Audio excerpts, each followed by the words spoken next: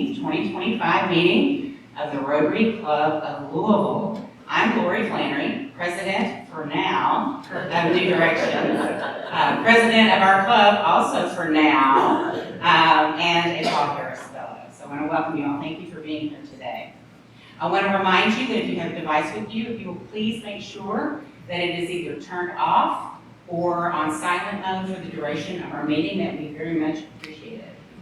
Providing our invitation today is Sandra Dodge, Director of Development at New Directions, and Paul Harris Fellow. Oh, Paul Harris Fellow. That's me. Hi, everybody. Let us pause for a moment and turn our hearts towards the spirit that binds us, the very soul of our community here in Louisville.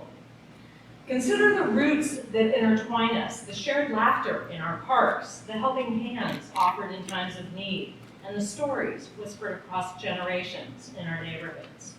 This is the tapestry of our soul, the collective heartbeat that resonates through our streets and within our homes. Now let us also consider the flow of commerce, the exchange of goods and services, the innovation that sparks new ventures and sustains livelihoods. This too is vital. It's the lifeblood that nourishes our families and builds our futures. Let's not see these as separate entities, for a community's commerce does not thrive in a vacuum. It flourishes when it's rooted in its strength and its character of its people. When our business reflects the values we hold dear, integrity, collaboration, and a commitment to our shared well-being, they become more than just mere transactions. They become the expressions of our collective identity.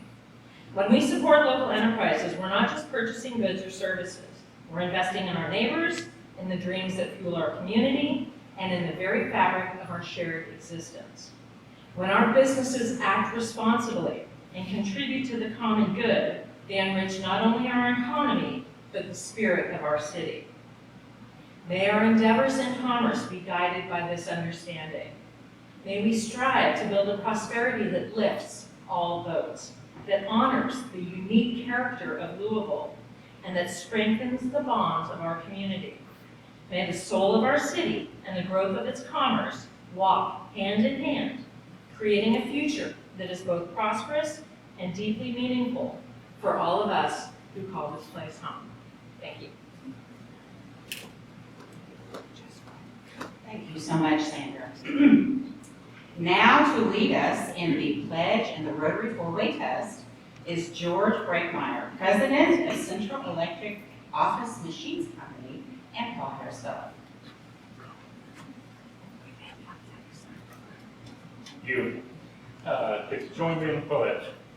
I pledge allegiance to the flag of the United States of America and to the republic for which it stands, one nation, under God, indivisible, with liberty and justice for all. And now the four-way test. Is it the truth? Is it fair to all concerned? Will it build goodwill and better friendships? Will it be beneficial to all concerned?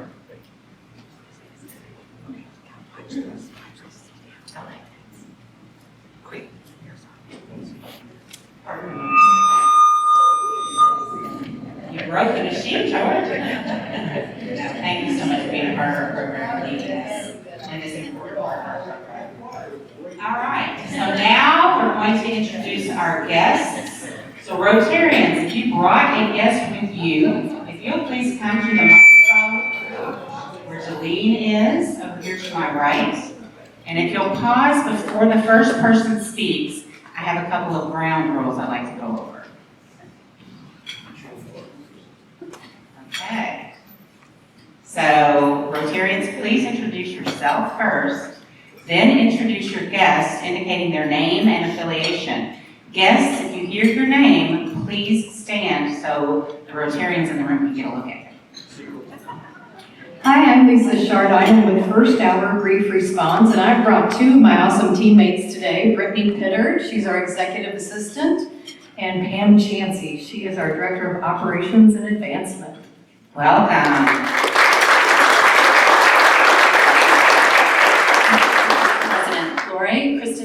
morning. I have a few guests today. I have Jennifer Moore, who is in our corporate banking team at PNC Bank. I've got Karen George, who is the Vice President for Advancement at Spalding University. Raylene Robinson, who is the new Executive Director at Thrive by 5 Louisville, and President Dr. Ann Kenworthy with Spalding University. Welcome.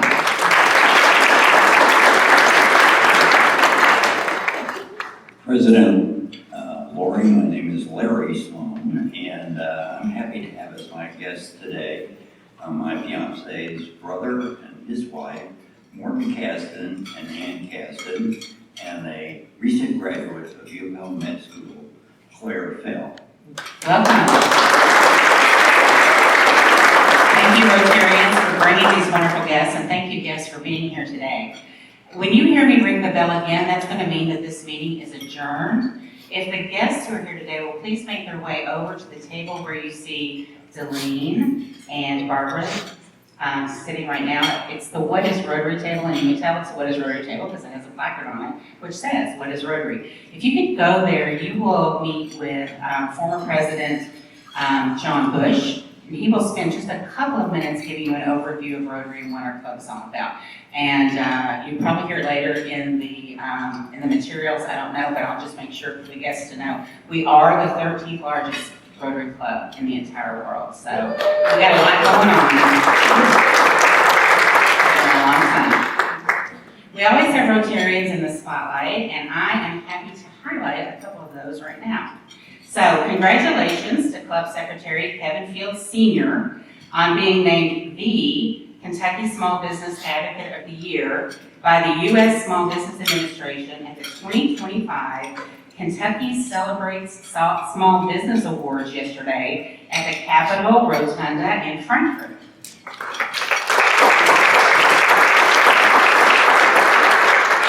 We also want to congratulate Dr. Swanee Jett and Park Duval Community Health Centers on breaking ground on a new 24,000 square foot community food center, which will feature an indoor farmers market, a training kitchen, a food pantry, and event space in an area that desperately needs it. I had a tour of Park Duval not too long ago with Dr. Jett. If you haven't had a chance to do that, consider doing so. He is a gem in our community, and he is really showing himself to be a transformational leader. So congratulations, Dr. Swanee. And we also want to congratulate Rotarian Bridget Johnson, who I am thrilled to announce will take over the role of CEO of New Directions on July 1st. So congratulations to Bridget. Please join us next Tuesday, May 20th at Independence Bank in St. Matthews for our 3rd annual Rotary Business Synergy Networking event in collaboration with Canopy and the Young Professionals Association of Louisville, also known as YPAL. We're getting close to our cap of 150 attendees, so please don't wait to register if you want to go. It's a really fun event. I've been each time before. We want to thank Louis Straub and his team for hosting us again.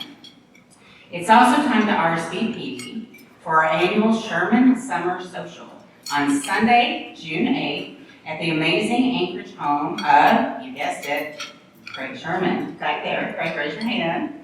Rain or shine, this is always a special event. So you can scan the QR code here today that's on the screen, or later on you can click on the link, which is available on our website and also in the weekly Sparks. Now I'd like to invite to the podium Larry Sloan, owner of Larry Sloan Sales Company, Vice Chair of the Lifeline Committee and Major Donor, for a special presentation.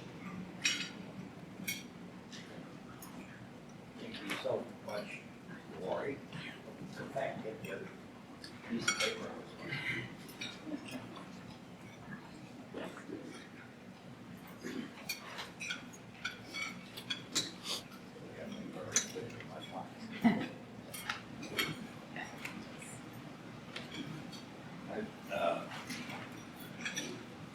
I want to tell my fellow Rotarians I have a special recognition today. Paul Harris Fellow Recognition is given in appreciation to anyone who contributes $1,000 to the Rotary Foundation or more to the annual fund portfolio plus of the Rotary Foundation. We all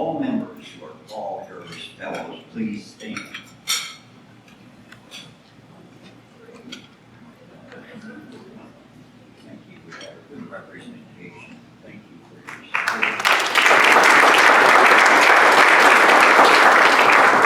By supporting the Rotary Foundation, you are promoting peace, fighting disease, providing clean water, saving mothers and children, supporting education, and growing local economies. You are also providing funds for matching district grants that support projects right here in our community, such as the Habitat for Humanity House. Rotarians have a tradition of supporting the Rotary Foundation by honoring others. The very first person who was a non-Rotarian that was honored back in the 1950s was Sister Grace. So that's kind of an interesting little history there. I have chosen to honor 3 individuals here with me today by transferring Paul Harris Fellow points I have earned through donations, making each of them a Paul Harris Fellow. And those are the people I just introduced a while ago. Morton Casson, Ann Casson, his wife, and Claire Fellow, a recent graduate of U of L Medical School. So these, let's see here, I want to go on a little bit. We recognize, people in our community who have performed service above self, which is our motto. And this has been going on now since the 1950s. We want them to know that they are appreciated even if they're not Rotarians. Today I'm recognizing these people for that reason, and Dr. Caston, Morton Caston, is a very well-known retired plastic and hand surgeon. He has performed over 30,000 operations in his career. He graduated from Bellarmine University, graduated from the University of Louisville Medical School. He did his general surgery residency at the University of Louisville. He did his plastic surgery residency at Duke University. He did a hand surgery fellowship with Dr. Errol Kleiner, and together they made significant advances in hand surgery techniques.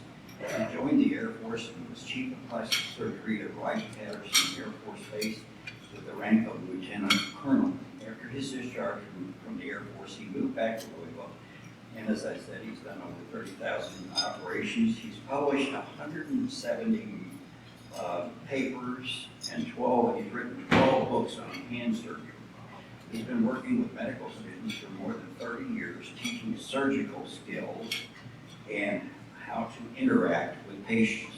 That's really one of the keys to his success, I think. He spent the last 10 years of his career working at the VA hospital.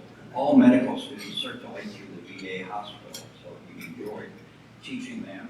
He is married to Ann Casson, who is a graduate of Spalding University Nursing School and has been a huge help to Dr. Casson throughout his career. For the past 20 years or more, Ann and Morton have invited medical students to come to their home every week. Now there are 160 medical students, so they have 6 to 12 that come every week. And they teach them all kinds of things on surgery techniques. Most interestingly to me, they teach them how to stitch or suture like a plastic surgeon. They use very tiny stitches so that there's very little scarring. And that is a big deal.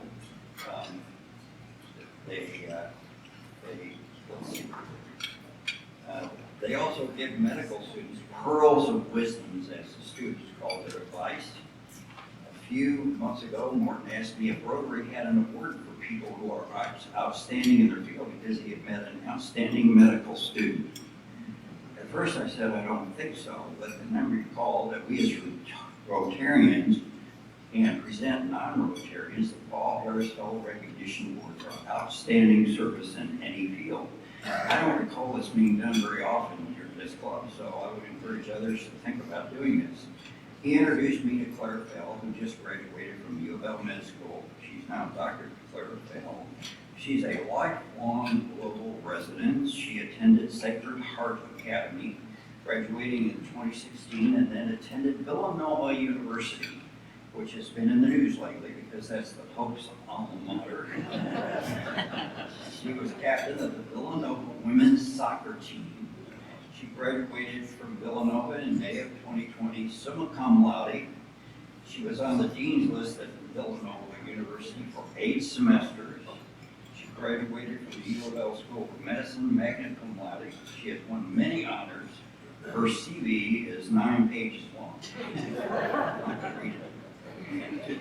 She was on the dean's list at Villanova, as I said, for 8 semesters. She acted as a substitute teacher at Sacred Heart Academy.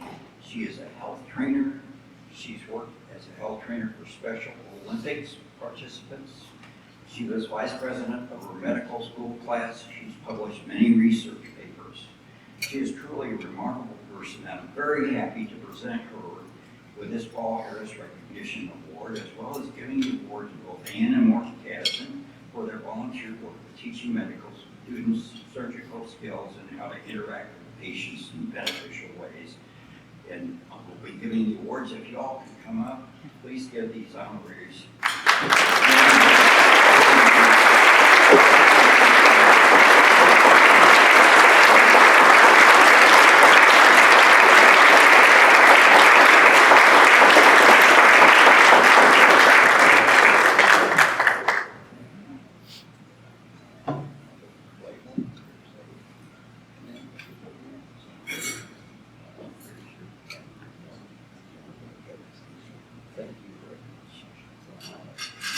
You guys can all just line up right here in front of the podium, please. So get us a picture. We take pictures of everything.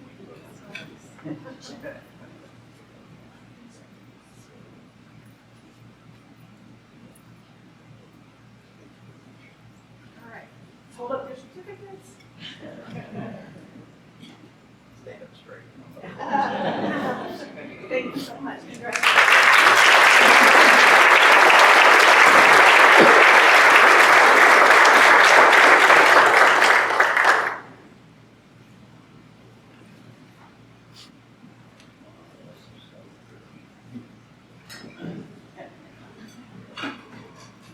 I want to thank Larry for honoring these honorees.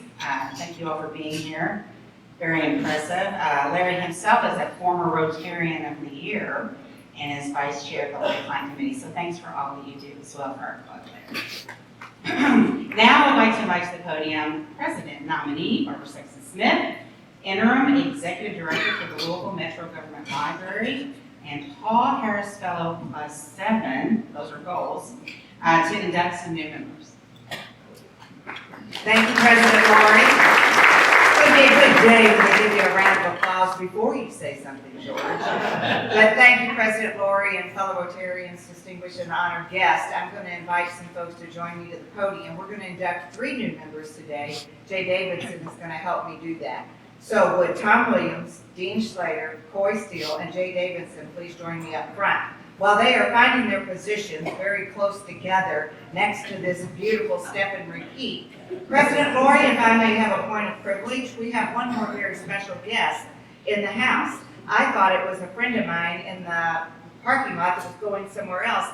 And no, it was this gentleman in the beautiful beige or white suit that came in with me, and you're all wondering, why were they standing over there and what was all that musical chairs about? So my guest from the parking lot today is James Holland Beckett. Mr. Beckett is thank you. Mr. Beckett is the founder and managing partner of the Reland Group, a multi-million-dollar strategic vision of a mixed-use development in our beloved Park Hill neighborhood. He's also a proud graduate of Indiana University's Mars School of Law. And at one point in time, I think he worked where his dad may have worked, James, if you don't mind me saying. His father was general counsel of the International Kentucky Fried Chicken, which will always have home in Louisville. Welcome, Jim.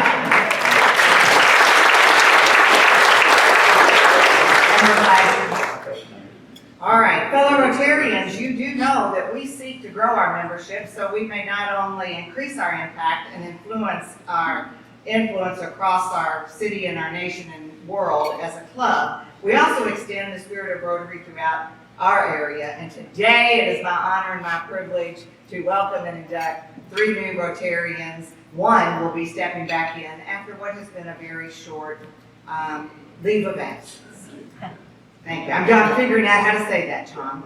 All right, you have been elected, soon to be fellow inducted, reappointed, and elected Rotarian. You have been elected to membership in our club because we believe that you all possess the qualities that will lead you to exemplify the true spirit of Rotary and our four-way test. And you've been admitted not only to the 13th largest club on planet Earth and the universe, out of 46,000 clubs worldwide, where you're also welcome anytime. You will be saying that every time someone asks you, so what's that Rotary pin? You got all that 13th largest, 46,000. Rotary membership adds value to those who engage. It's not the number of our members, it's the power and the number of our measurable impact. That's what really matters. And together we attend meetings, events, and we participate in a lot of service projects. We share your knowledge, we hope you will share that and your talents, and we live out our motto of service above self. So it's my honor to now formally induct you as a member of the Rotary Club of Louisville. First, Tom Williams, if you will take a few steps, you are in the spotlight.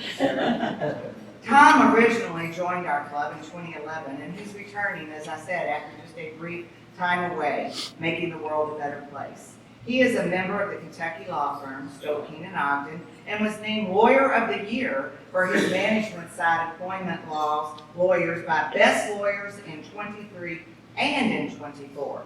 Tom is active in the local community. He's a founder of Restorative Justice Louisville and served as president of the Louisville Bar Association and as board chair of Leadership Louisville. Tom was named one of Louisville's connectors by Louisville Magazine and Peacemaker of the Year by the Interfaith Pastor Peace. My goodness, on a national level, some of you may know that Tom, it says, was instrumental. I know the backstory.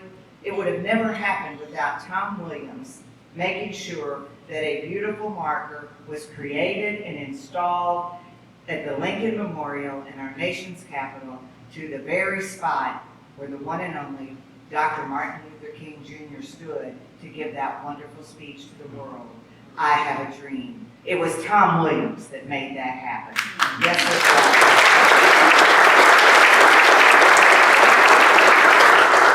And it was at the Lincoln Memorial where Tom actually had the opportunity to speak with Mrs. King and John Lewis, famous for good trouble. Thank you, John. During the dedication of the marker, Tom also served as the steering committee for the visit of His Holiness, the Dalai Lama, to Louisville, and he received the Heart of Compassion Award from the International Charter for Compassion for his work with Compassion in Louisville.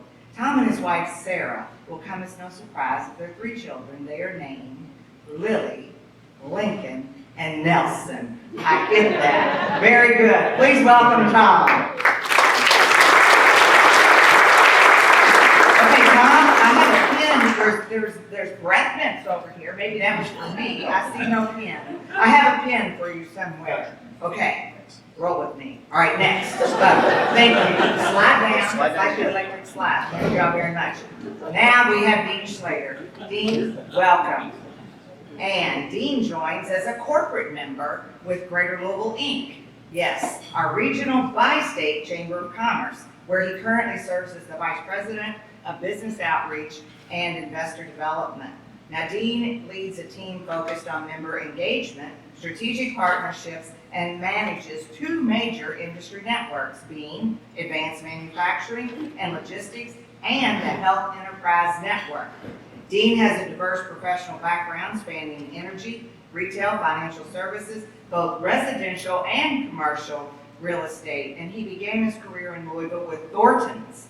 Thank you for that. Homegrown. Later relocated to Houston to join Shell Oil. And then Dean returned to Louisville, where he has held executive roles leading teams in driving business growth, originally from a suburb of Chicago. We have a few Rotarians who have relocated here just to be in this club from Chicago. I'll reveal to you later who they are. Henry Keene, are you here? Okay. Jay, are you here? Yes, there you are. All right. Are you a Cub fan? Just say yes. Okay. No, that was a no back there. All right. Dean is a Cub fan and a 2-time graduate of Bellarmine University, holding both a Bachelor of Science and an MBA.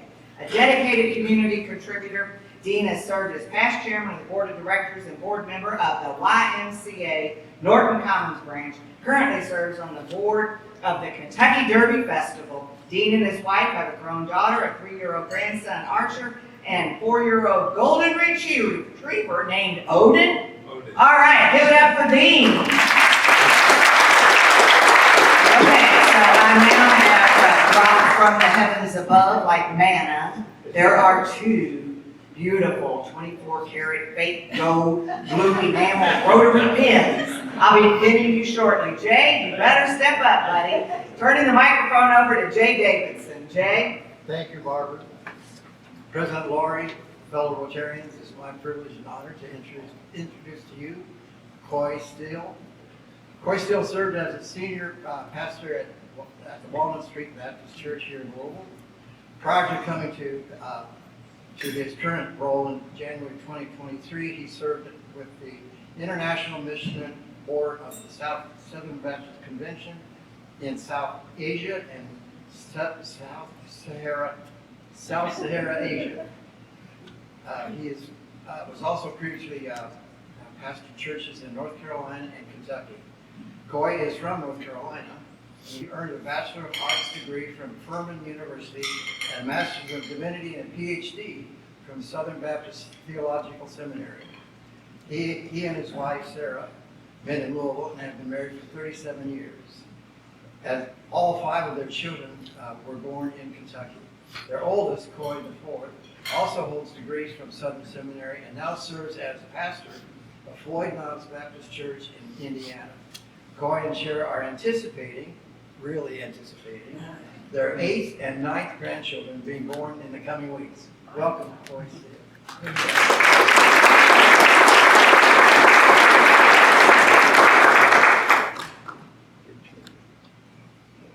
Okay. Formal presentation. Okay, there you go. That's what we need. All right, scoot down and Stand stand in front of the podium, please. Okay. All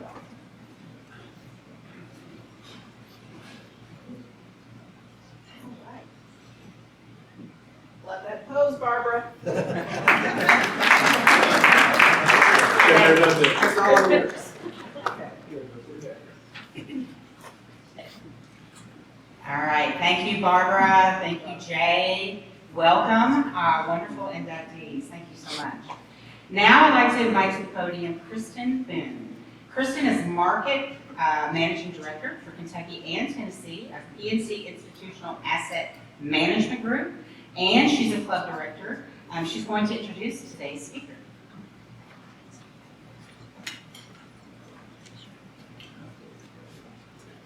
Thank you. I'm thrilled to introduce our speaker, Kimberly Bunton. Kimberly is a multidisciplinary crisis manager, attorney, and entrepreneur, known for her ability to rebuild and rejuvenate businesses. Kimberly serves as president of TKT and Associates, a national diversity and workforce development firm ranked number 20 by Inc. 5000 in 2020, and recognized as one of the Women's President's Organization's fastest women-owned companies for the last 6 years. In 2020, Kimberly founded TKT Collab, a creative agency and subsidiary of TKT and Associates, Inc. She led the TKT Collab team in becoming the first African-American marketing agency of record for Stellantis, the company that owns Jeep, Dodge, and Chrysler. Kimberly is also the founder of Fly Hip Ageless Media, an influencer marketing agency and community for influencers representing over 260 notable influencers over the age of 40, with an online community that reaches over 20 million accounts each month. Early in her career, Louisville Magazine tapped Kimberly as one of the most powerful people under 45. For over 23 years, Kimberly has advised and coached founders, business owners, executive managers, and other organizational leaders on business development and crisis management strategies. She has held cabinet-level leadership roles in both the private and public sectors. And in her legal practice, her private legal practice, Kimberly represented several prominent and high-profile individuals and businesses in complex, highly publicized matters. Notably, she served as lead counsel for the landmark University of Louisville case that resulted in the first appointment of 3 African American trustee members. Kimberly is currently an advisor to the CEO, Women Elevating Women, Inc. in Washington, D.C., NIBI, Social Impact Tool Advisory Board, Cincinnati, Ohio, and serves on the Baptist Health Foundation Board. Join me in welcoming Kimberly.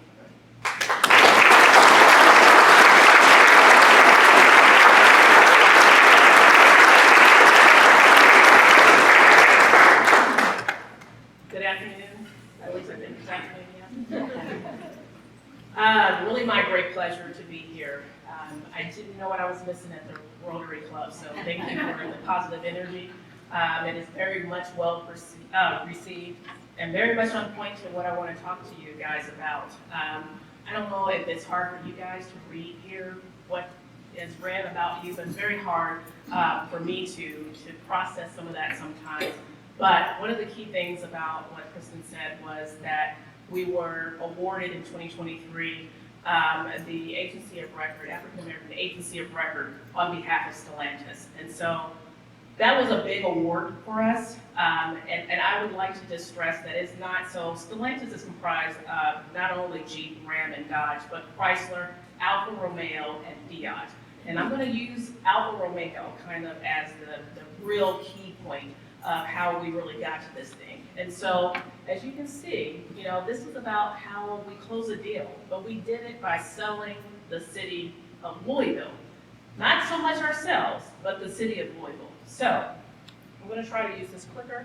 This is really how the story ends for now, if you will, with us doing a production right at the Belvedere in front of the Humana building on behalf of Alfa Romeo.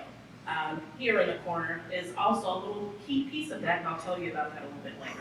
So, what's in Louisville? I don't know how many times you guys have been asked that question. Have you ever been asked that question? What's in Louisville? It usually doesn't come with, you know, this positive, you know, energy, right? Like there's an inflection there that kind of lets you know that you need to explain yourself just a little bit. I have been asked that question probably ever since I was 20 years old, because that's when I started traveling the world a bit. I was getting out there, and so I was in Minneapolis, and I was there for my fellowship, and I was so happy to be there, and I'm running around with my Kentucky gear on, and I'm doing all these things, and I'm living on the University of Minnesota's campus, because that's what I know to do as a college student. And everyone's asking me, what's in Louisville? But more specifically, they're really asking me, what's in Kentucky? And I don't have as much confidence as I have today to tell you what my answers are, but it did get me questioning, what's in Louisville, what's in Kentucky? Everything's in Louisville, everything's in Kentucky. That's important to me. But I go along in my career. I didn't even think at the time that I should be talking about, you know, Coach Haskins that was there at the time when I was there, but I didn't pull those pieces together. All I'm thinking is I gotta explain why I'm this young lady, 20 years old, from Louisville, Kentucky, and why it matters to the people in Minnesota that they know that. So as I move along in my career, I get asked that question more and more. And then finally, TKT is participating in the National Black Development Program in Detroit. It's an honor. We're among, I don't know, 15 to 20 companies that are participating in the program as a result of Stellantis. And I'm standing at a, I don't know, reception, lots of people. The head of what is multicultural marketing, also the head of merchandising, comes up to me and she's introduced as a legend around the Stellantis community. And her name happens to be my name, Kimberly. And she says to me in a tone that I'll never forget, what's in Louisville? And I said, me. So that begins my journey of confidence, of claiming my city and all of its accomplishments. Because when you claim your city's accomplishments, you claim your own, right? And so I came up with this term, and just bear with me. I'm kind of a closeted jackleg linguist, right? So, and I like to put a term on everything because that's the marketer in me. And so for me, it's ethno-root, okay? So ethno-root is the ability for every one of you, every citizen here, every citizen, to have the ability, the roots, if you will, to grow this city's economy. Because that's how strongly I felt about the city of Louisville and really the ability to bring back business. So I don't want to mislead you. We were already doing business with Stellantis, right? TKT, through its astute sourcing division, was doing staffing there as a tier 2. And we were in this program to do what we thought was going to be growing the subsidiary of TKT Connect that does managed service provider. That was our main focus, okay?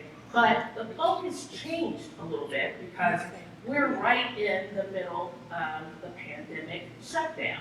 And so we had to start to do a little bit of a shift. So I want to talk to you about the 5 ways we incorporated my new term, ethno-root, into building our relationship with Stellantis using the city of Louisville. Sorry, you had submitted a PDF and we opened it in PowerPoint, so I'm trying to switch over to the PDF. Don't so worry it's about not it. distorted. I can move. So the first thing is that we made the city our story. Making the city your story, really the city being the protagonist, right? Like it was really about the city. So we were engaging in a series of Zoom meetings, Teams meetings, whatever you want to call it, with Stellantis because we were going through this program. And one of the key stakeholders was a little itchy to get out in the summer of 2020. And we were a little open, just to be honest, compared to the rest of the country. And I said, you should come to Louisville. You should come hang out with us in Louisville. And listen, that's saying a lot coming from someone like me who does not hang out. But I knew that I could control the setting and we could curate the experience and make it really great for him. In fact, I had gone so far as to know that this person that I was looking at looked like he was a Markstown Road kind of guy. And I knew that I could get him in to do some things.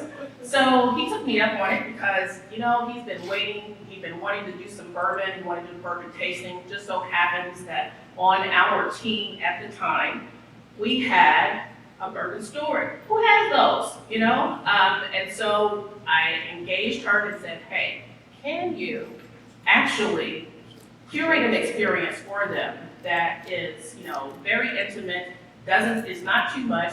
We're in the shutdown, so we've got to be careful.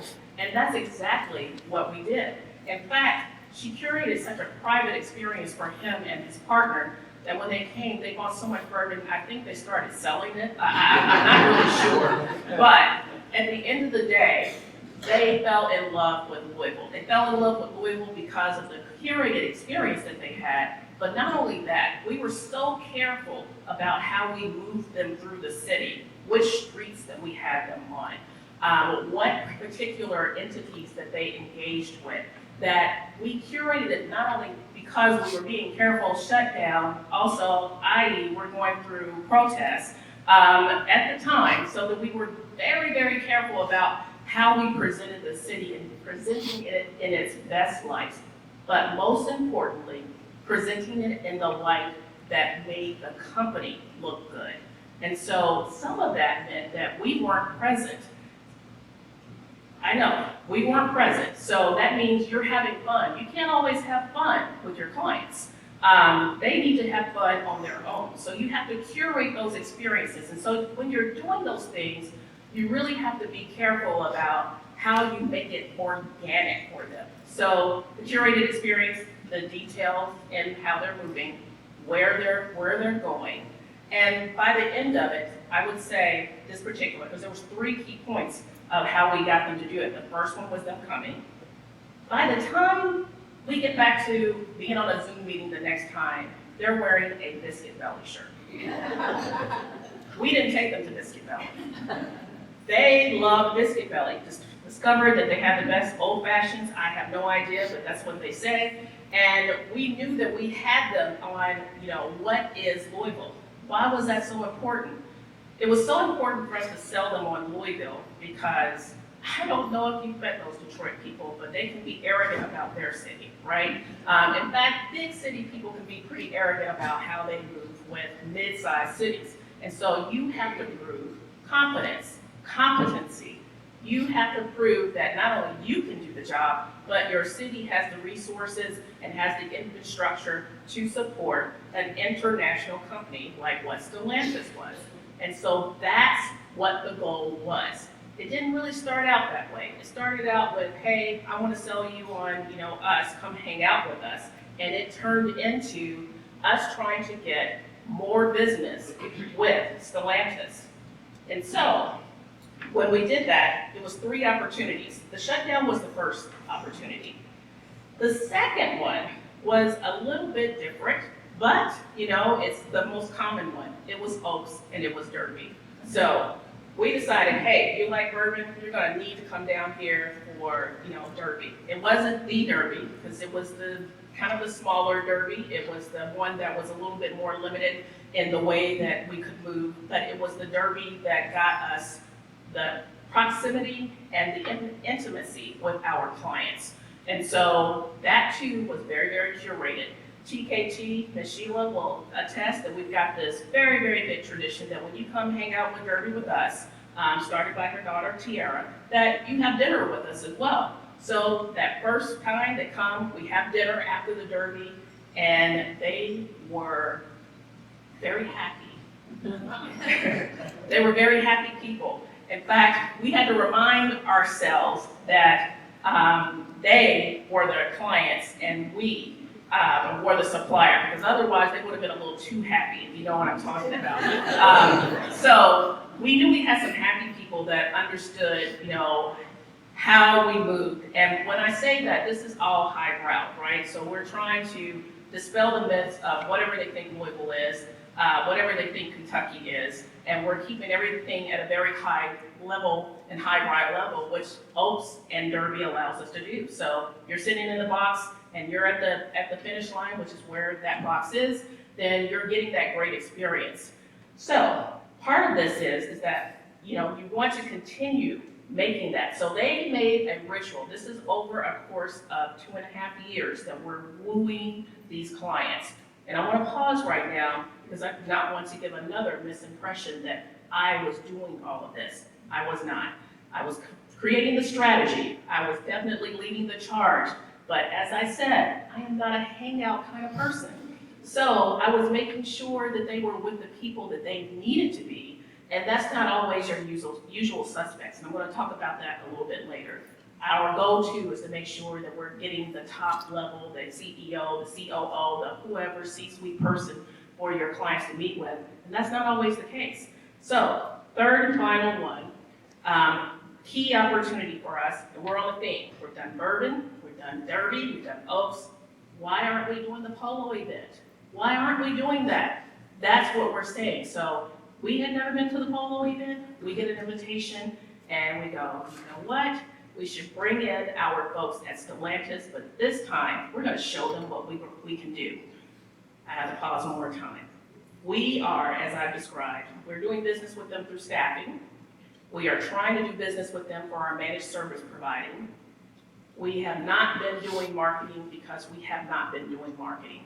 Meaning, we have not been doing marketing. We do not have a marketing division. We have not been doing it at all.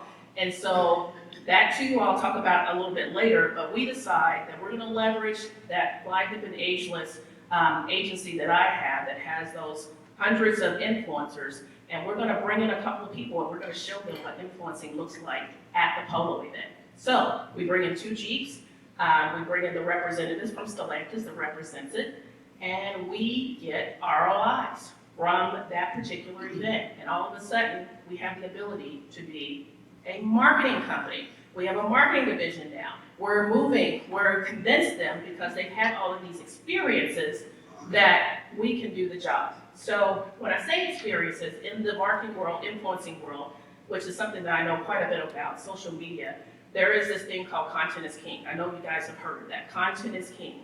And then there's a second prong of that is community is queen. The third prong, the one that I inserted, is that experiences are divine.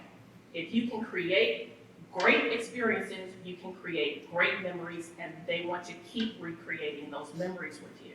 And that's what we were really leveraging when we were leveraging the city of Louisville. So the second thing is to let the people be the pitch. Your people are your proof. My people are at this table over here, the left, that's the TKT table, but there were other people that we needed to get involved to make this new approach to the marketing. And it does not, like I said before, have to be your usual suspects. When you're wooing, we were really relying on the subject matter experts, the urban steward, the event activation specialist, all of those things to make it happen, but it was all here. But what I would really stress is that you have the people around you that know you the best, because that's the people that you're going to be most comfortable around.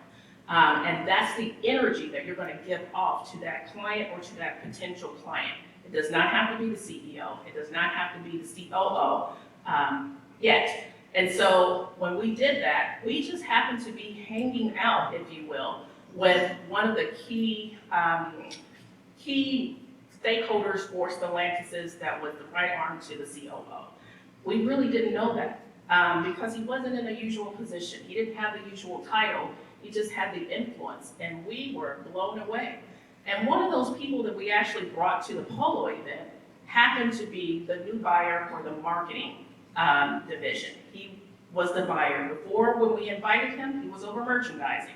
Then he happened to be over marketing. So all these things were kind of coming together. So we did not set out to be the agency of record, but the most important thing we did while we were leveraging our people was put the seed out there by asking one simple question.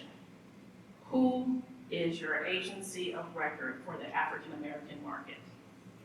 That was the question. The question led to them deciding that they needed one. Now, I'm not going to suggest that we didn't have to go through a robust RFP process. We really did. But we actually, through our relationships and hanging out, gave them the ability to say, hey, you know what? I think we need an AA agency of record for our ventures. And so that's how we did it.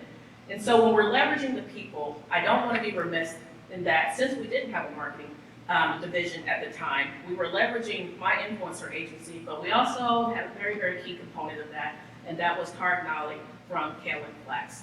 His human-centered, approach, his designs were amazing, his strategy was absolutely on point, and when you bring all those things together, you have a marketing agency that is now able to compete with those on the national level. I know it sounds a little crazy, and I'm going to tell you that that's what we did, but that's because we took a very, very unique approach to how we move forward. So we move forward. There's an RFP process in the way, and boom, we go through this robust process, and we are able to pull it all together because of the people that we already had in place in anticipation. So, all that said and done, I want to give you kind of a recap before I go to one of the next prongs, which is really one of the important ones, which is the invest in cultural infrastructures. Between June 2023 and now, we have produced about 30 pieces of creative on behalf of Stellantis. 30. That's a lot. That's because we are working with every last brand. All 6 of those brands were producing a minimum of 3 to 4 pieces each year or more. And we're doing it in the social media arena. So we have done some linear pieces, some commercials, but the core of what we did was based on the fact that we had those influencers and it's social media related. And so being able to do that also allowed us to be able to do activations. And so that's where we're talking about leveraging those experiences. So when we did our production in February, no, let me roll back to 24. February 2024 was our first real productions for Stellantis, and we insisted that we do them here in Louisville. That was a hard sell. So the person that asked me, what's in Louisville? is not the same person that allowed us to get to the place where we could get a contract. Let me be very clear. But the person who asked what's in Louisville was also the person that was responsible for getting us permission for our productions. So I had to convince them that Louisville wasn't just pretty and had bourbon and all those things, that we actually had the infrastructure to do production here in Louisville.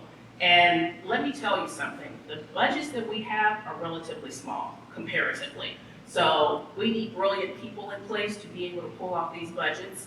And I knew that my core team, which consists of being here in Louisville, and I don't want to suggest that everyone's in Louisville. We've got a creative director in Philadelphia, our partnership person is in Atlanta, so we've got people across the country.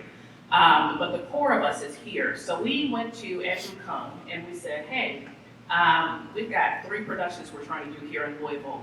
I need you to be able to get into this budget that we have right here, and I need you to be able to convince Stellantis that we can pull this off. And if you have worked with Andrew Kung, which I'm sure many of you probably have, then you understand his professionalism. But once we got them here, we went through that same process. This person was new to Louisville. We're going to stay at Hotel Genevieve. We're going to keep you in Lulu. We're going to keep your window narrow. We're going to make sure you have these wonderful experiences so that not only do you change your mind about Louisville so we can do this again next year, you change your mind about what Louisville is capable of. So we did 3 productions that year, Jeep, Chrysler, and Alfa Romeo. In our Chrysler piece, we started every year we have a signature. We're going to put Louisville into the actual production. And so in the Chrysler, there is a window where you can see the actual skyline of Louisville, and that is how we put our stamp on it. And so sometimes if you see the footage we use, you'll see Louisville there. Louisville is always present. So in February, we returned to Louisville for the Alfa Romeo, which was more important because we're doing more business development, but with a different entity. We're leveraging Alfa Romeo so that we can get to another entity so that we can bring them to Louisville as well. And so investing in the cultural infrastructure was opening up the Fly Peninsula's Creative Hub at the Point in Butchertown so that we could have our own event space, that we could host it was 260, Christine, it's now 350 influencers that are on our rosters across the country. And we can bring those people in. So when we actually opened the hub, we brought in 30 influencers from DC, New York, Atlanta, as far as LA. And when I say influencers, they're not just, oh, look at me type of influencers. They are the president of the National Black MBA. They are the owners of companies that have distribution in Walmart. These are very, very established influencers who have not only the influence over the internet, but they have the influence over the economy.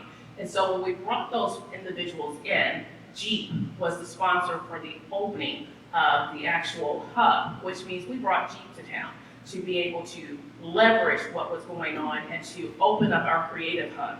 That was the first thing that we did so that we can move to the next step, which was in February, we actually were able to host the Women Presidents launch its chapter here in Louisville. We did that because we were already doing the Alfa Romeo piece, and we were already featuring 3 women in the Alfa Romeo piece that were business owners. And so those business owners came from Atlanta, again, from DC, and from Houston. And so we brought these women in, and these are dynamic women, but we were bringing in the Women Presidents Organization, not just the local chapter, but the national chapter. The national CEO was present, the regional Chase representatives were there because Chase actually sponsors WPO. And we've been on the fastest 50, so we were able to leverage that conversation and that relationship and say, okay, we got 60 women into the room for this. And that may not sound like that many women, but let me tell you what the ROI was. The ROI is that you have to have $1 million business to be in WPO. And these women, 60 of them in the same room, were $400